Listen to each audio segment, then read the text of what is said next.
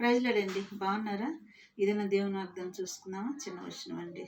సృష్టికర్తవైన యెహోవా, నీ చేతి పనినైన నాపై ఎందుకింత ప్రేమ?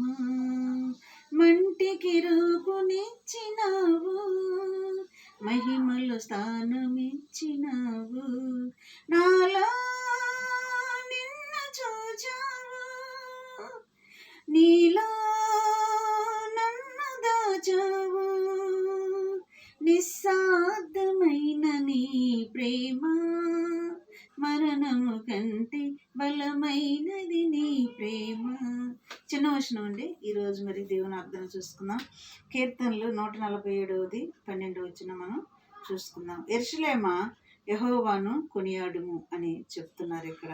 యెరూషలేమా, యెహోవాను కొనియాడుము, సియోను దేవుణ్ణి, నీ దేవుణ్ణి కొనియాడుము. ఆయన నీ గుమ్మము గడియలను బలపరిచి ఉన్నాడు, నీ మధ్యన నీ పిల్లలను ఆశీర్వదించి ఉన్నాడు. నిజమే, ఆయన ఆశీర్వాదానికి మనం యోగ్యులుగా ఉండాలండి. మన పిల్లల్ని, మనల్ని ఆయన ఆశీర్వదిస్తానన్నాడు, మన గుమ్మములను బలపరుస్తానంటున్నాడు.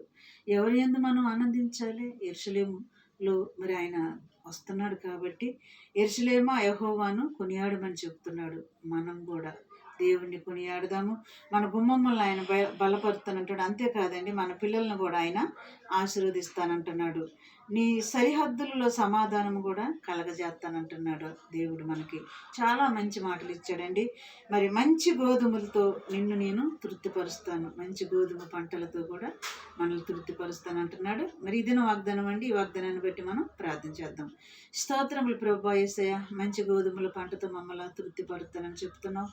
మా పిల్లలను కూడా ఆశీర్వదించి మా గుమ్మములను బలపరుస్తానని చెప్తున్న దేవుడు తండ్రి, ఇటు వాగ్దానాన్ని బట్టి మేమందరం కూడా నిన్ను, నీ రాకడకు ఎదురు చూసే కృప దయచేసి సహాయం చేయమని నజరేయుడైన యేసుక్రీస్తు నామములో అడిగి వేడుకొంచున్నాము తండ్రి.